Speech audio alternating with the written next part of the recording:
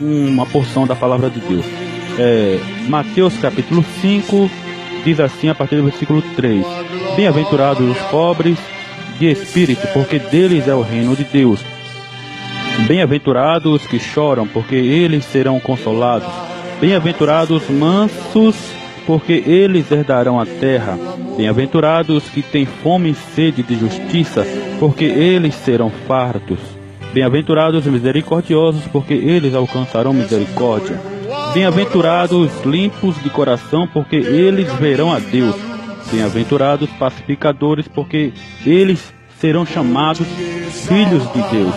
Bem-aventurados os que sofrem perseguição por causa da justiça, porque deles é o reino dos céus. Uma pausa aqui nesse versículo. Jesus falou: bem-aventurados os que sofrem perseguição. Muita gente está sofrendo perseguição hoje, né? Por causar esse tipo de perseguição. Aí eles dão testemunho que estão sendo perseguidos porque são crentes, né? Então, mas às vezes a pessoa se coloca nessa situação, nessa condição de perseguido. Mas aqui Jesus está falando que bem-aventurados são os que sofrem perseguição por causa da justiça. Então, se você procura ou tenta viver justamente, você vai ser perseguido por causa disso. Então, quando isso acontecer, você será um bem-aventurado ou bem feliz. Continuando, versículo 11: Bem-aventurados sois vós quando vos injuriarem e perseguirem e mentindo disserem todo mal contra vós por minha causa, por causa de Cristo. E lá no Evangelho de Lucas capítulo 6, a partir do versículo 24, Jesus continuou ensinando, dizendo: Ai de vós ricos, porque já tendes a vossa consolação. Ai de vós que estáis fartos, porque tereis fome. Ai de vós que agora rides, porque vos lamentareis e chorareis. Ai de vós quando todos os homens de vós disserem bem, porque faziam seus pais aos falsos profetas. E parece um contraste, né? Mas, irmãos, veja só. Quantas pessoas hoje estão preocupadas em adquirirem bens materiais e financeiros? Poxa vida, eu vejo tantas postagens lá no Facebook daquele bolo de dinheiro, um monte de dinheiro. Eis que Jesus vem, abre a porta do céu somente falando de dinheiro. E veja a situação em que o Brasil está hoje. Por causa do que, irmãos? Por causa do dinheiro. A palavra de Deus ensina que o dinheiro é a raiz de todos os males. Por causa do dinheiro, a Igreja do Senhor, instituição, Igreja de Pedra, ela se mantém de portas abertas. Aí é o dinheiro sendo investido e utilizado por uma boa causa e da maneira mais correta que deve ou deveria se utilizar.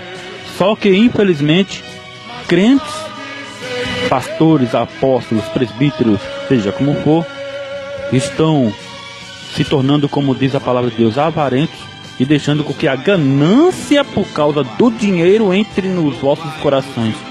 Aí vão atrás de quanto mais dinheiro, melhor. Com pretexto de, se eu tiver mais eu posso ajudar na causa do Senhor. Se eu tiver mais eu posso abençoar o meu irmão. E a igreja primitiva nos ensina que eles vendiam tudo, todas as fazendas, tudo que eles tinham, e repartiam aquilo que estava na mão deles. Eu fico pensando comigo, será que era muita coisa? Eu na minha fé e opinião acredito que não, mas era o suficiente para a igreja do Senhor permanecer de pé. Tanto é que a igreja primitiva, a igreja até chegar a nós hoje, passou pelo que passou e cumpre-se na vida da igreja espiritual. Não é a igreja instituição, igreja de pedra, igreja espiritual, que a porta de Satanás não prevalecerá contra a igreja do Senhor. Essas igrejas, instituição de pedra que nós vemos abre a porta, fecha, abre, fecha, abre, fecha, abre, fecha. Aí o irmão fala assim: a porta que Deus abre ninguém pode fechar. Né? A instituição igreja pedra.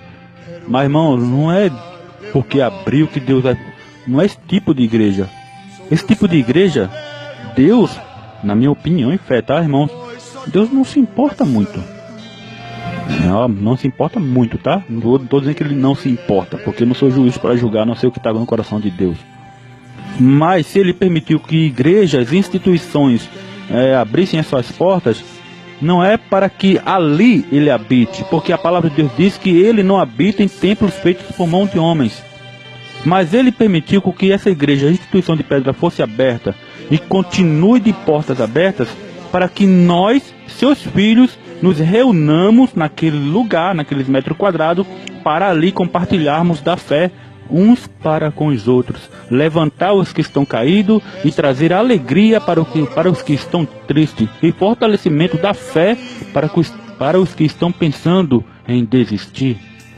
Porque templo e morada do Espírito Santo, onde Deus verdadeiramente habita, é em mim e é em você.